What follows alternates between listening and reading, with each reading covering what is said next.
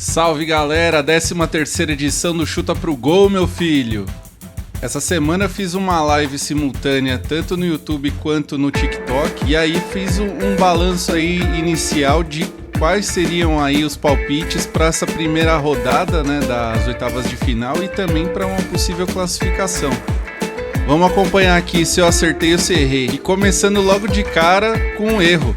Eu tinha colocado como uma partida bem difícil, que seria decidida no detalhe. De fato foi, só que se a gente for ver, o Palmeiras literalmente vacilou naquilo que a gente sempre espera que ele vai vacilar, justamente no campo de defesa. Não tem jogadores ali que têm um peso tão grande ao mesmo nível que o Gustavo Gomes. Nessas vaciladas o Palmeiras muitas vezes isso já custou até alguns títulos. E dessa vez não foi diferente. O Flamengo foi letal e nas duas chances que teve, aproveitou.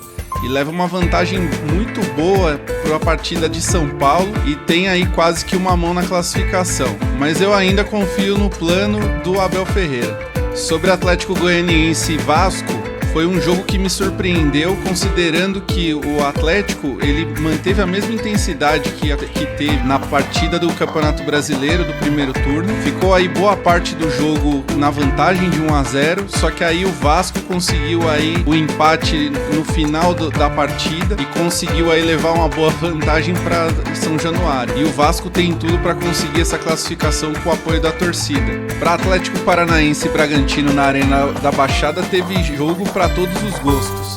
O Bragantino até conseguiu impor um certo ritmo em alguns momentos, só que o Atlético conseguiu fazer peso com o fator casa e aí levar uma boa vantagem para Bragança com 2-0 na mala e tem tudo para conseguir essa classificação. Para São Paulo e Goiás foi um jogo que teve ali emoção para todos os lados. E o São Paulo poderia até ter feito um placar mais elástico se a gente considerar aí a expulsão do jogador do Goiás, num lance ali bem feio, em que o juiz acabou levando em consideração, né, a violência, né, da jogada em si, não necessariamente se pegou ou não no Luciano.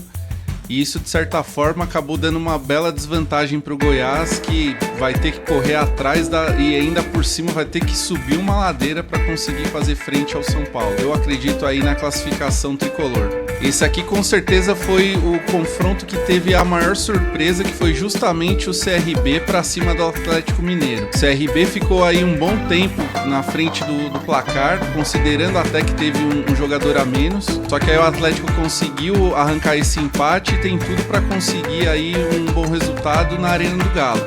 Só que vai ter que suar muito ainda. Para Botafogo e Bahia, eu acreditei que seria uma partida aí bem equilibrada, considerando aí não só o poderio de cada uma dessas duas equipes, mas também os momentos delas no Campeonato Brasileiro. E não foi diferente, né? O Botafogo conseguiu aí um empate em casa, só que o Bahia tem tudo para conseguir essa classificação também lá na Arena Fonte Nova. Então, mesmo assim, mesmo com essa vantagem em casa, eu acredito ainda no equilíbrio. Esse jogo tem tudo para ir para os pênaltis, apesar do Bahia ter condições de conseguir essa classificação.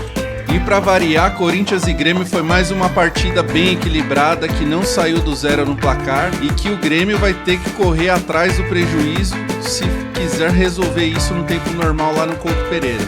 Assim como foi a partida do primeiro turno do Campeonato Brasileiro, foi um jogo bem amarrado. O Corinthians teve condições até de encerrar lá a contagem, teve um gol anulado, um gol bonito por sinal, mas aí estava em impedimento. Só que a princípio o Grêmio pode conseguir aí, até pelo fator emocional, né, que essa classificação pode gerar, né, não só para a torcida do Grêmio, mas também para o elenco que vem passando por todo esse desgaste aí. E para encerrar, o melhor jogo de todos foi disparado Juventude e Fluminense.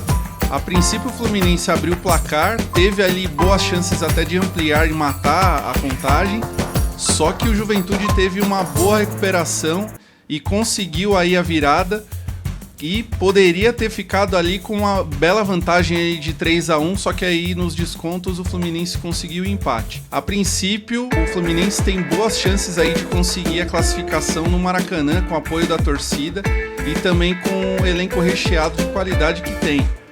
mas por outro lado o Juventude é um time tão aguerrido quanto o próprio CRB se mostrou, e ainda por cima, se a gente for ver, né, é um time que joga a Série A, e assim como eu tinha falado na própria live, tanto ele quanto o Criciúma são dois times que têm a principal missão de se manter na Série A, mas também conseguir pontos preciosos contra equipes que são tidas aí como favoritas ou fugindo do rebaixamento, como é o caso do Fluminense. Então é isso, pessoal, vamos aguardar aí as cenas dos próximos capítulos. Obrigado mais uma vez aí pela atenção e não percam aí a nossa live toda segunda-feira às 8h30 da noite. Um grande abraço para vocês e até lá!